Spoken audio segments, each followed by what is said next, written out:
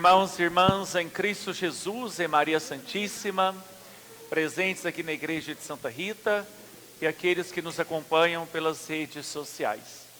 Celebramos com júbilo, com alegria, esse grandioso dia 22 de maio, esperado por muitos devotos de Santa Rita, em que pode vir à sua igreja para prestar a sua homenagem, o seu agradecimento. Ao longo de todo o dia, aqui, acolhemos inúmeros devotos de Santa Rita, de vários bairros de Uberlândia, pessoas de outras cidades. Inclusive, uma pessoa que estava chegando a Uberlândia ontem a trabalho, já entrou em contato ontem mesmo na secretaria de nossa paróquia, encontrou pelo Google o endereço de nossa igreja, perguntando se a igreja ficaria aberta o dia todo, pois desejava vir no horário de almoço para prestar a sua homenagem. E hoje eu tive a alegria de encontrar com essa pessoa aqui na igreja, que veio rezar, de ter partilhado um pouco da graça alcançada na intercessão de Santa Rita de Cássia. E ela comentava de onde ela vai, que coincide que o dia 22 ela não esteja na cidade dela, que ela procura, este homem procura a igreja para ir aos pés de Santa Rita agradecer por uma graça alcançada. E assim, tantos relatos de graças, de milagres, que trazemos em nossa vida e em nosso coração. Viemos agradecer, mas também viemos pedir a sua intercessão, ela que é chamada por seus devotos de a santa das causas impossíveis, porque de fato ela alcançou muita coisa impossível na sua vida, e por isso então, lá no céu, ela continua a interceder para que os nossos impossíveis sejam possíveis para Deus, porque para Deus tudo é possível, basta que acreditamos largamente, abandonando a nossa vida neste amor misericordioso de Deus, permanecendo junto dele, conforme o próprio texto do Evangelho que acabamos de ouvir, vem nos chamar a nossa atenção, da necessidade de permanecer no Senhor, permanecer no meu amor. Esse é o mandamento que Jesus pede para os seus apóstolos. Amai uns aos outros como eu vos amei, mas é necessário permanecer neste amor do Senhor, que requer de nós renúncias, que requer de nós comprometimento, abandono em Deus. E assim foi a vida de Santa Rita de Cássia.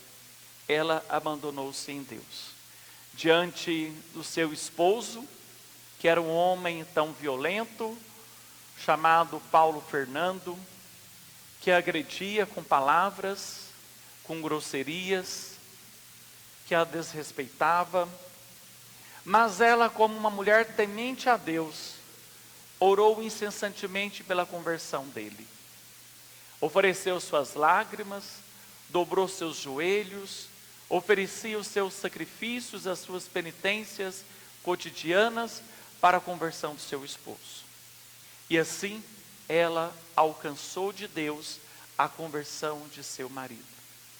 Aquele homem no vilarejo de Ricaporena, que era um homem detestado por tantas pessoas, que passavam tanto medo quando via a sua presença diante de um coração ruim que ele tinha, vê agora na oração e na permanência do amor de Santa Rita para com Deus, automaticamente para com seu esposo, ela alcançou essa graça.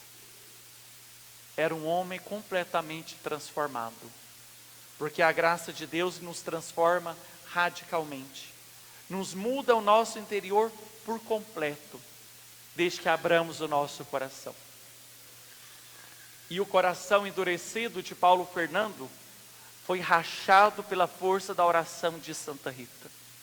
Bastou uma fresta, uma cicatriz ali, uma pequena rachadura, uma pequena fissura, para que o Espírito Santo pudesse adentrar e fazer então a mudança por completa. Mas Santa Rita também, logo depois da conversão de seu esposo, pouco tempo depois, ele foi assassinado. Aquele homem que agora era tão bom está diante de Deus. Foi fracassada a oração de Santa Rita?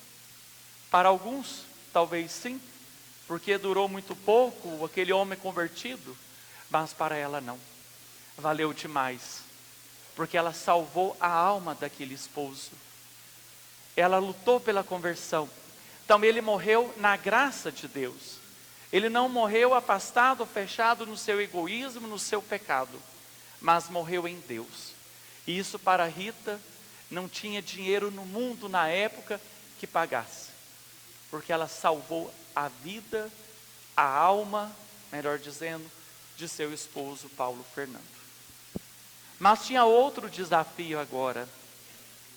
Santa Rita recebeu de Deus a graça de perdoar aqueles que mataram seu esposo, mas os seus filhos não. Ela temesse que os filhos vingassem a morte de seu pai. E ela entrega então, mais uma vez na oração, na constância em Deus: Senhor, eu prefiro ver meus filhos diante de Ti no céu, do que ter as suas almas manchadas pelo pecado mortal de vingar a morte do pai de seus filhos, dos seus pais, de seu pai. E Rita então entrega os seus filhos a Deus.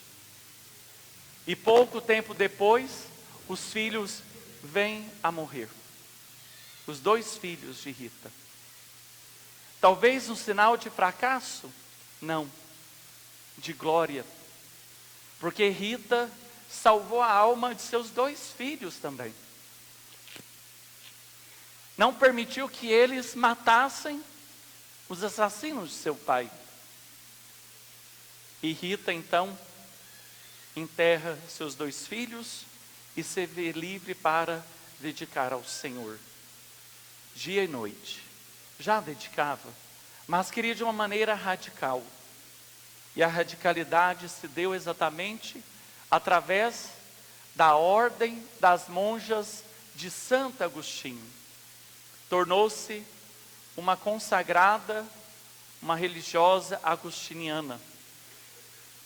E o nosso Papa Leão XIV é da ordem de Santo Agostinho. Então, é filho de Santo Agostinho, assim como Santa Rita é filha espiritual de Santo Agostinho. Então eles são irmãos, podemos assim dizer, Então é uma alegria a gente poder ver na vida de Santa Rita essa entrega e essa pertença a Deus. E por ter sido uma mulher que viveu como outras, mas que viveu na fé. Ela então é para nós esse modelo de santidade, de seguimento a Jesus nosso Senhor. De que na oração tudo podemos alcançar. Não é fácil, é difícil. Eu comentava antes da missa sobre a chaga que Santa Rita teve na sua fronte, que exalava um mau cheiro. Mas ela venceu na sua paciência, na sua entrega constante a Deus. E por isso, diante de tantos impossíveis na sua vida, que se tornaram possíveis, ela hoje é chamada assim por nós. Que recorramos a ela, queridos irmãos e irmãs.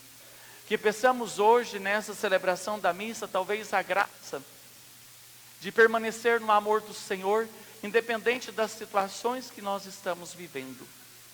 Talvez por pouca coisa, jogamos tudo para o alto, revoltamos contra Deus, achamos que Ele não atende os nossos pedidos quando Ele demora a nos dar um sinal. Mas peçamos essa perseverança de Santa Rita de Cássia, para que assim alcancemos de Deus, não no nosso tempo, mas na vontade de Deus, aquilo que Ele tem reservado para nós.